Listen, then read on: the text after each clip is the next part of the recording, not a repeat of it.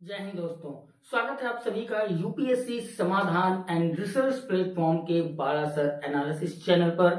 आज के इस जिस ग्रैंड सेशन में हम देखेंगे कि भारत किस तरह से रक्षा के मामलों में आत्मनिर्भरता की ओर बढ़ रहा है।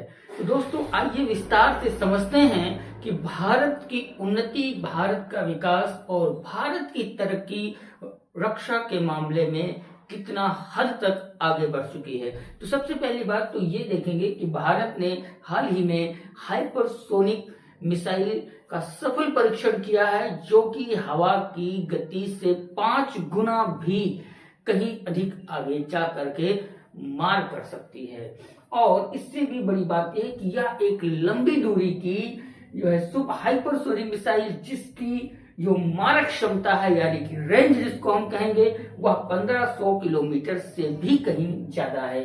और यह हवा, पानी और जमीन या सतह तीनों स्थानों से दुश्मन पर वार कर सकती है। साथ ही साथ 2020 में डीआरडीओ ने इस टेक्नोलॉजी पर अपना एक सफल परीक्षण किया था।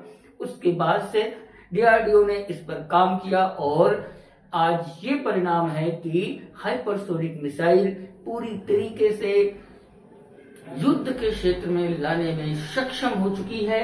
और यही नहीं, इस सफल परीक्षण के बाद यह सिद्ध हो गया कि भारत अब उन चुनिंदा देशों में शामिल हो गया है जिसके पास इस तरह की टेक्नोलॉजी वर्तमान में है।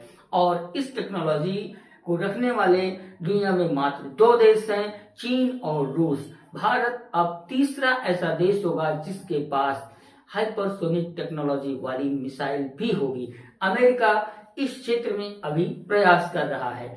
और इससे भी खास बात यह है कि इस मिसाइल में जो कन्वेंशनल और न्यूक्लियर वारहेड हैं, उन्हें भी लगाया जा सकता है। साथ ही जो एंटी मिसाइल सिस्टम है वह भी इसको ट्रैक नहीं कर सकता है, यानी कि मिसाइल ट्रैकिंग सिस्टम को भी यह क्रैक कर सकता है।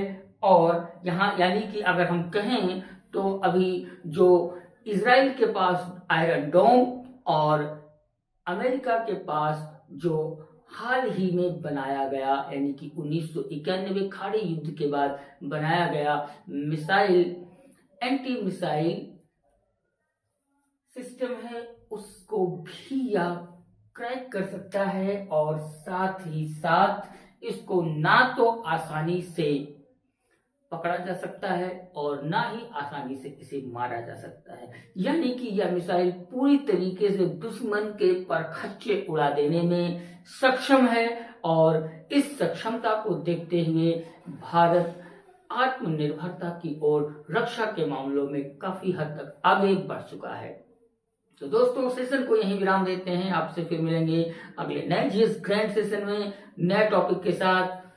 जय हिंद।